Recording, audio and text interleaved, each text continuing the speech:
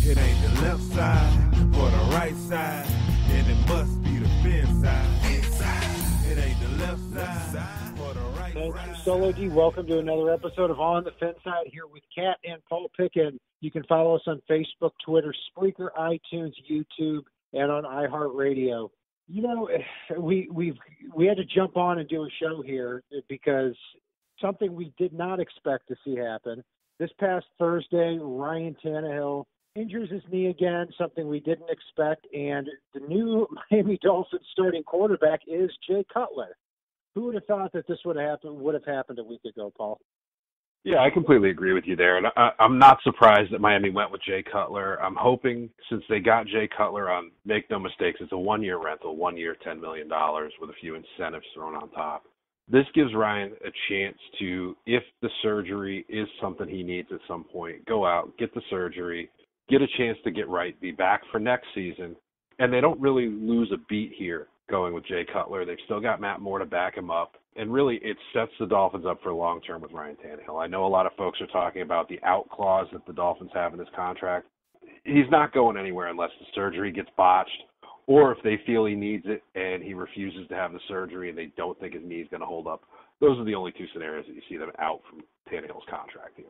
Yeah, it is a 1 year, $10 million deal, and pretty much for me, if the Dolphins were going to bring somebody back, a no-brainer. Jay Cutler, with Adam Gase in 2015 with the Chicago Bears, had a quarterback rating of 92.3, 21 touchdowns, 11 interceptions.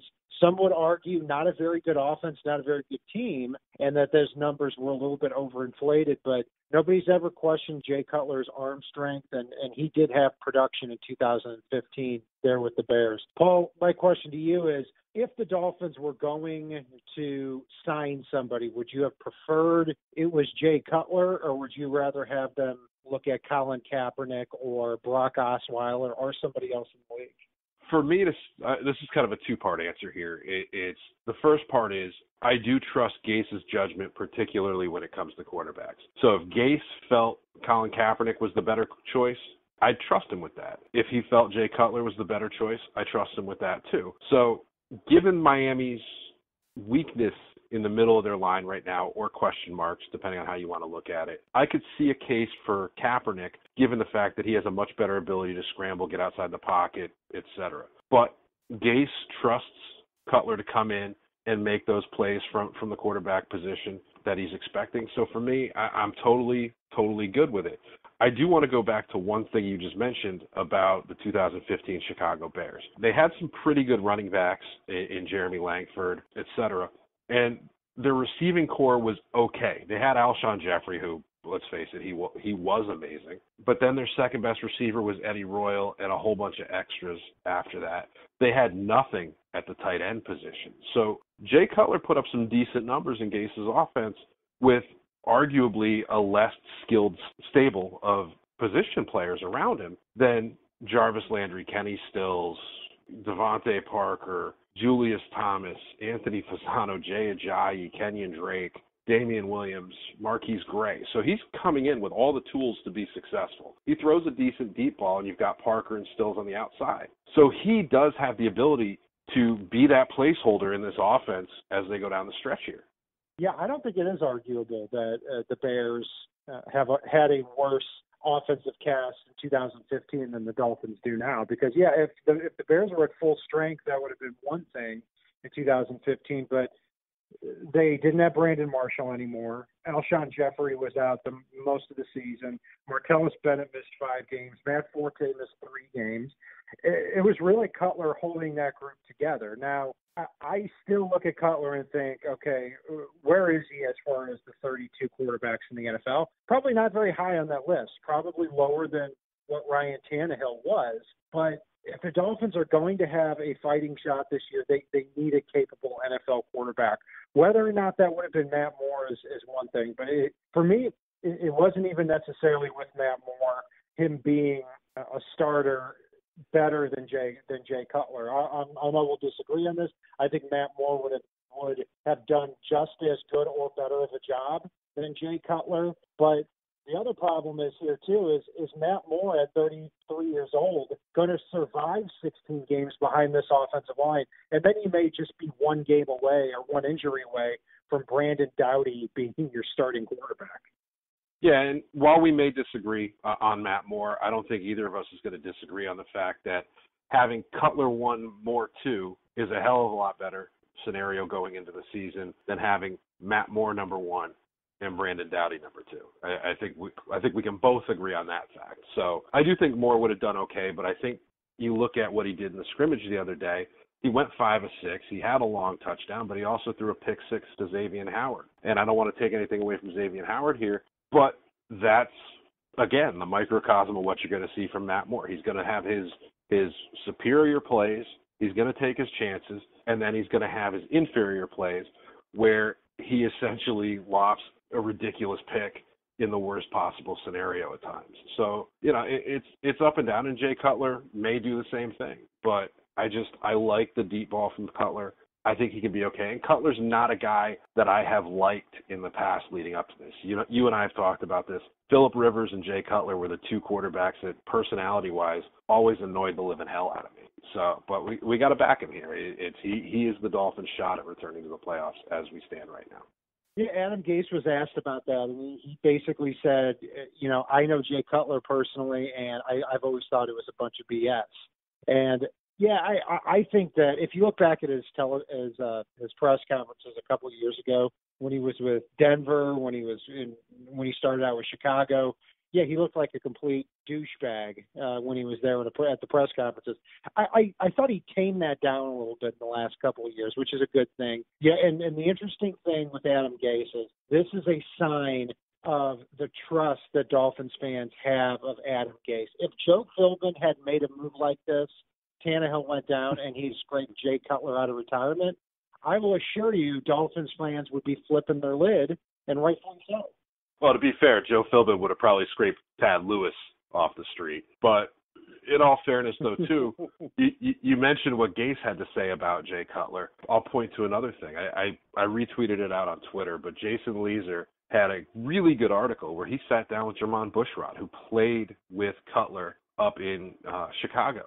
And this follows hot on the heels of Omar Kelly going on NFL Live and basically bashing the Dolphins and saying the locker room was already a Matt Moore locker room anyway, and the locker room's divided, and Jay Cutler, yada, yada, yada. Story, get me some web clicks, et cetera, that Omar Kelly had to say there. Jason Leeser went out, and he sat down with Jermon Bushrod, interviewed him particularly about Jay Cutler. And Jermon Bushrod basically said, and I'm paraphrasing here, he's a good teammate. A lot of the things you see out in the media aren't correct about Cutler. He's a guy that Jermon Bushrod's 100% behind them signing and bringing in here. And he said that before the Dolphins actually went out and signed Cutler. So for me, that speaks volumes, because one of the problems I always had with Cutler was I'm all for a quarterback going after their offensive line and pumping them up. But it was watching the way that Cutler went after his offensive line at times, especially in Chicago. Justifiable or no, I didn't like the way he went about it. So for Jermon Bushrod to be behind this move before it's even made, that sells it for me here. Yeah, I can see some of that. An update on the contract here: 1 year, $10 million, but $5 million of that is in base salary. $5 million is in bonuses, up to $3 million more in incentives. So this isn't just a straight 1 year, $10 million contract. I actually would have been fine with Matt Moore being the Dolphins starting quarterback, and for the Dolphins to have gotten somebody like a Chase Daniel in a trade. I would have preferred that, because I don't think all that much of Cutler, but I am way happier with this here than I would have been with Colin Kaepernick. I mean, Omar Kelly, also said as well, and the only reason I'm even bringing this up is because he said what a lot of other people feel is that this isn't a football decision. This is about politics. No, it's not. Jay Cutler played for Adam Gase. And, yeah, I'm sorry, but Colin Kaepernick opened his stupid, uneducated mouth when he was here in Miami last year when they played the Dolphins, wore Fidel Castro shirt supporting him with a giant Cuban population. So, yeah, I don't blame, even if it were a non-football decision, which it wasn't, then it's still was a good move because for the Dolphins, they're not going to alienate that amount of their fan base over a guy like Colin Kaepernick, who is not going to lead you to more wins anyway. So I'm satisfied with this, relieved it's not Kaepernick, relieved it's not Brock Osweiler, and so we'll see where we go from here. Paul, looking at this too. Just one quick thing, and it's a question I just want to ask you here because it's something that I put out there and I really believe. If they were looking to move on from Ryan Tannehill with this scenario, I think they would have signed Jay Cutler to a 2-year deal. It would have been the 1 year here to be that fill-in quarterback, and then it would have been that second year to groom whoever they look to draft next year in the draft, and it would have been a first-round quarterback at that point in time. No offense to Matt Moore, no offense to Jay Cutler, but it would have been that 1 year fill-in, that 1 year placeholder, essentially, while they got somebody up to speed. I don't know if you feel the same way on that or not. Yeah, it's possible. And also, Jay Cutler's 34 years old, and he's playing with Adam Gase again, who he had success with. So the team also might be thinking that, say, Cutler does have a really good year with the Dolphins and can be considered to be the starting quarterback in 2018, which, again, we're getting way too ahead of ourselves in thinking that. But I don't see why Cutler would want to leave. And the Dolphins would have to look for a long-term player at the quarterback position. I think it's headed down that road anyway, where the Dolphins are probably going to have to. We've got a lot of time as well to talk about Ryan Tannehill, the impact this has on his future with the Dolphins, because they can get out of his contract after the 2017 season where, and now you think about it, in 2018, by September 2018, he's going to be 21 months removed from the last time he threw a football. So that's going to factor in as well. And one thing I definitely want to put out there is you look at what we've been saying on the show here, probably for the past few years. I think this really emphasizes the fact that Miami needs to be taking a quarterback a little more frequently in the draft and prioritizing it. Not to replace Tannehill. If he comes back healthy and he is what he is, great. They still need to be prioritizing that fact because they kind of got caught with their pants down here with this Tannehill situation. And in all years, in a year they shouldn't have, because of the fact that he was coming off injury last year. All hopes and all signs pointed towards his knee being good to go. But essentially, it's a scenario where you got to always be grooming that backup quarterback scenario like they do up in New England, like they do a lot of places. So you don't get caught with your pants down if Tannehill goes down again. And now it does speak volumes, the fact that they really were not ready to roll with just Matt Moore and Brandon Doughty being the two there. And they had to go out and spend $10 million in cap space, give or take, based upon the incentives, et cetera, because they weren't ready. It was that, oh, crap, what do we do now moment. And you shouldn't be in that scenario, especially at the most important position on your team. Yeah, see, I can see it in a couple different ways. Number one, I think the Dolphins handled the quarterback spot pre-Tannehill injury the way every team does. They had their starting quarterback, they had a very good backup quarterback, and they had a developmental guy. But I agree with the way we look at quarterback. If I'm an NFL team, I'm keeping 3, maybe even 4 quarterbacks on the roster every year, and I'm drafting one every year for this exact reason. You can't go into a season without the quarterback position addressed. And even if the Dolphins had gone into the season with Matt Moore starting, you're one injury away from Brandon Doughty, who really, frankly, shouldn't be on an NFL roster at this point.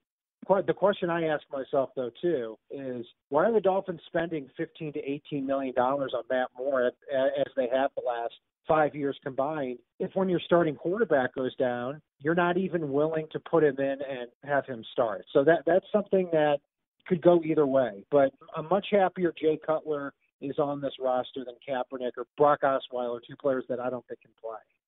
I think really what they're paying Matt Moore that interesting fee for is to be that guy that can fill in for a handful of drives if need be, to be that guy that can fill in for a game or two if need be. But I don't think, and I think this speaks volumes based on the move that they made in getting Cutler. I don't think they see him as that guy that's going to get you 16, 18 games a season anymore. I think he's a capable backup that can fill in for a drive or two or a game or two, but he's just too sporadic to be an entire season quarterback. So, Paul, the $1 million question here now is I know you were predicting the Dolphins somewhere around 10 or 11 wins with Ryan Tannehill, a quarterback. Does this change your prediction, and if so, by how much? I think rather than saying 10 or 11 wins, I still put Miami right around the 10-win mark. I think the skill position players around Jay Cutler are too damn good to basically fail at this point based on the skill set that he has. I think they can still win 10 games. I think they can still make the playoffs. It's going to be a tough road, but I think they can still get there. They might have to ride the trio in that backfield in Jay Ajayi, Kenyon Drake, and Damian Williams a little bit harder than initially planned. But I think they really can get there if Devontae Parker can be that player that we expect him to turn into this year. I was on a show earlier today, and I said pre-Tannehill 9-7. I'm going to drop that by 2 wins. My prediction right now is going to be somewhere around 7-9 or 8-8 for the year. Again, I'm a Dolphins fan. I hope it's much better, but yeah, it does take it down a little bit for me. So the Dolphins season has really been thrown a loop here, just as we're a little bit less than 5 weeks away, actually 5 weeks away on the nose from the start of the Dolphins' regular season against the Tampa Bay Bucks. You can follow us throughout the season on Facebook, Twitter, Spreaker, iTunes, YouTube, and on iHeartRadio. Watch our future segments here as Paul and I are going to take a look at the Miami Dolphins 53-man roster, who's in, who's out, and if it's not on the right side and it's not on the left side, it is on the thin side. Solo D, take us home. It ain't the left side or the right side, then it must be the thin side. Inside. It ain't the left side or the right side, then it must be the thin side. Listen, Dolphins fans across the land all tuning in to see what